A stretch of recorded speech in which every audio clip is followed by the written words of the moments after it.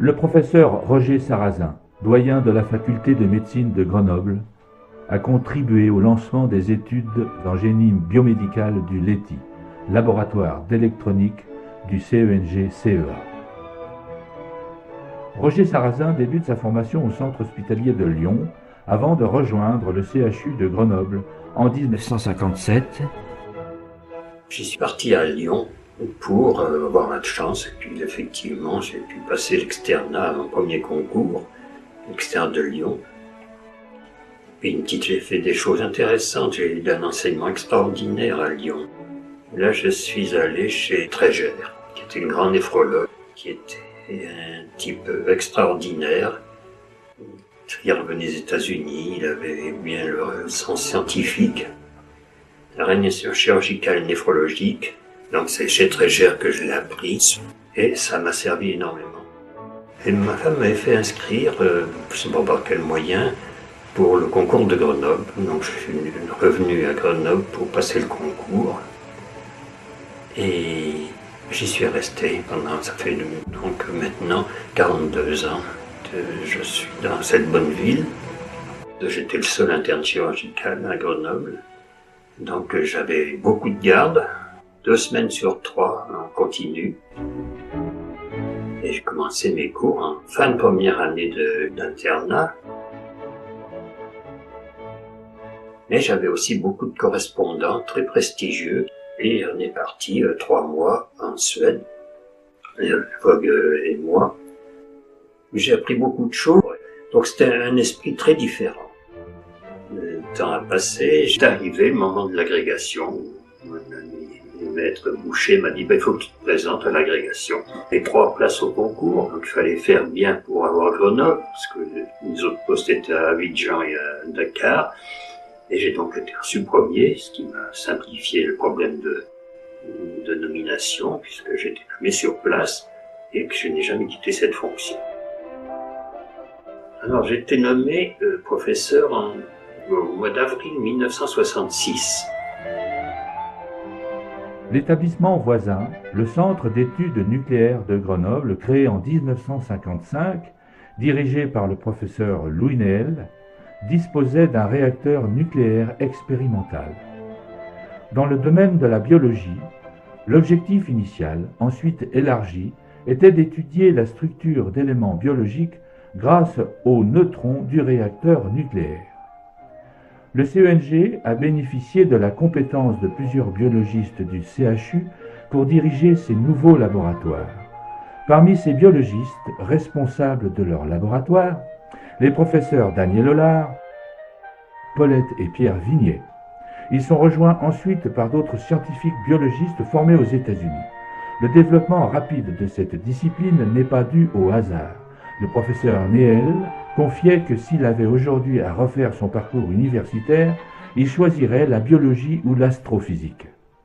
C'est la naissance d'un échange fructueux entre les sciences biologiques et les sciences physiques. Au Centre d'études nucléaires de Grenoble, le LETI, Laboratoire d'électronique et technologie de l'information, tente de faire émerger un programme de génie biologique et médical. Le GBM adapte les sciences physiques et la technologie aux besoins médicaux. Mais à juste titre, la microélectronique était prioritaire et le biomédical a émergé difficilement. Le docteur Darnaud, médecin du CENG, étonné de notre absence dans ce secteur, nous prie d'assister à un colloque sur le biomédical au CHU de Tours. Les informations recueillies confirment le rôle à jouer du LETI. 2 jeunes ingénieurs, Jean-François Picard puis Jean-François Lebas, débutent au LETI leur recherche à connotation médicale. L'idée du biomédical flotte. Ils entament avec succès leurs études de médecine. Au CHU, une rencontre entre 2 médecins hospitaliers aide le LETI à concrétiser ses réflexions sur un programme de génie biomédical. Et parmi les chefs de clinique, il y avait une de mes copines, une jeune femme, elle était l'épouse d'un ingénieur distingué du centre d'études nucléaires, Claude Grenier. Et Josette Grenier a vite raconté à son mari Sarrazin est dans la mouise, il voudrait bien faire un travail là, mais il n'arrive pas à s'équiper. Et qu'est-ce que tu en penses? Alors Claude Grenier rameutait ses copains, Georges Gariot, Edmond Tournier, et puis ils sont venus me voir dans mon bureau tout neuf. On a un petit jeune homme à lunettes, qui était un thésard.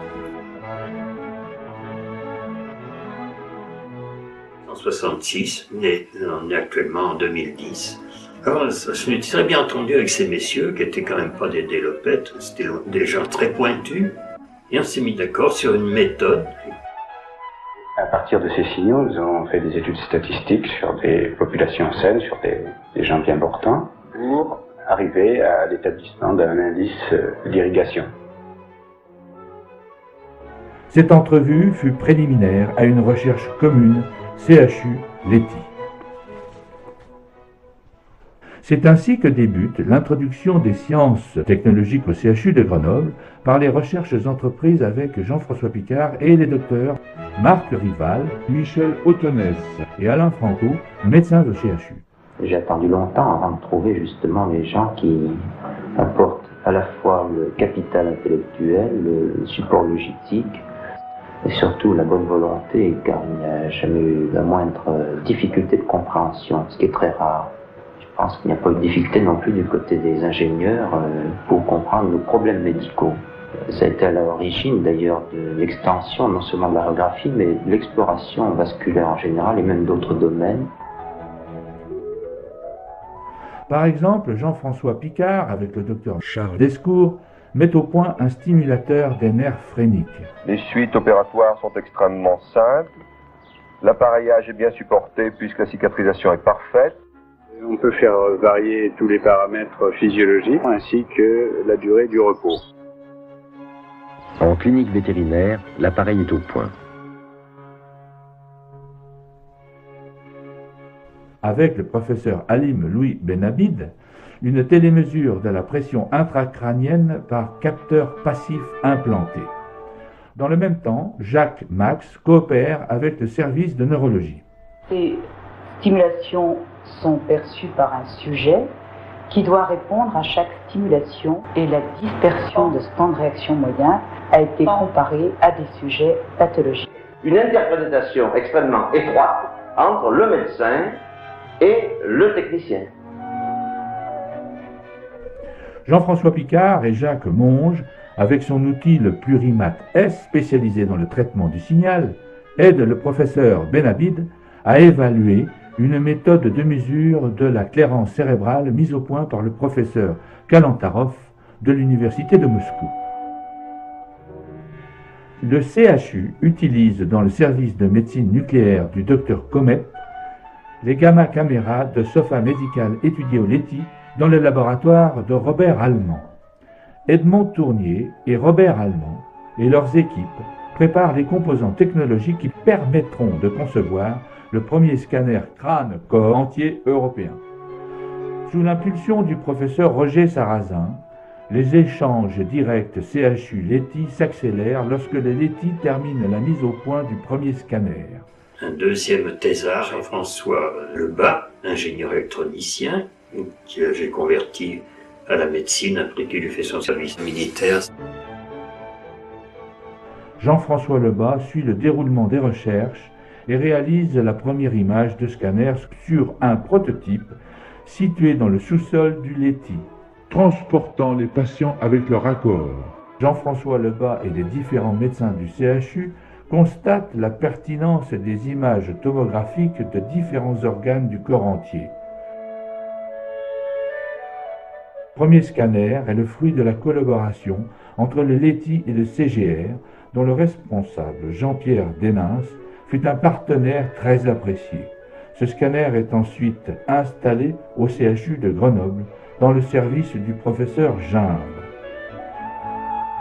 Durant toute cette période, nous avons effectué environ 7000 examens, c'est-à-dire à peu près 70 000 coupes, avec un taux de panne extrêmement réduit.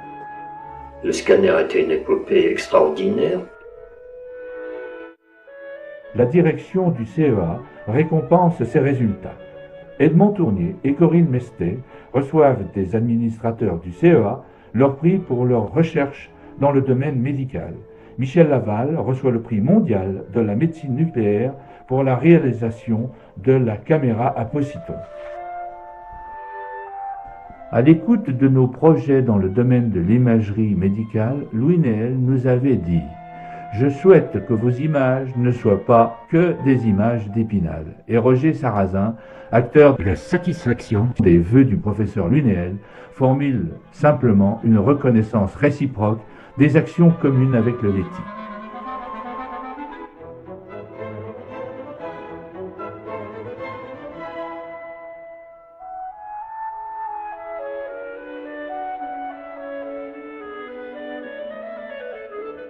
Sorti de sa passion pour la médecine, Roger Sarrazin concrétise son goût pour les arts en pratiquant la sculpture et la peinture.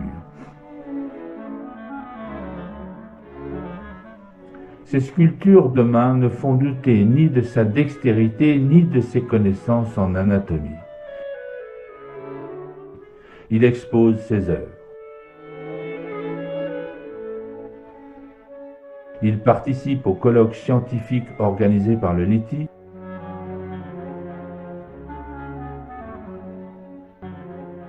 mais aussi aux conférences sur la peinture organisées au musée de Grenoble.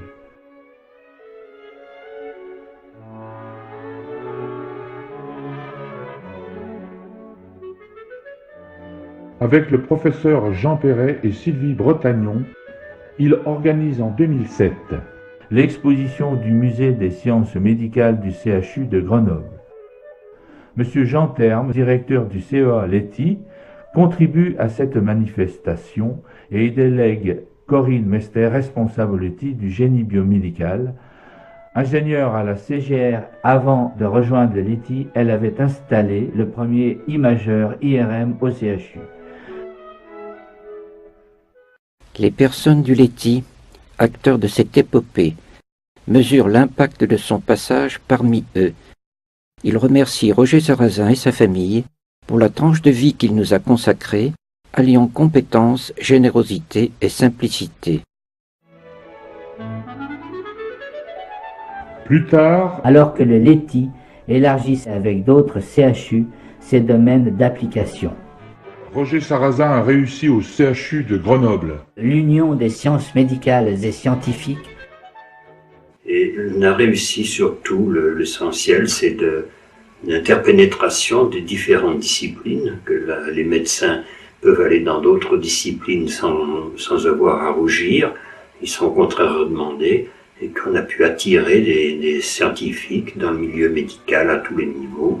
Et c'est vraiment une ruche grenobloise qui est, je crois, inégalée, inégalable.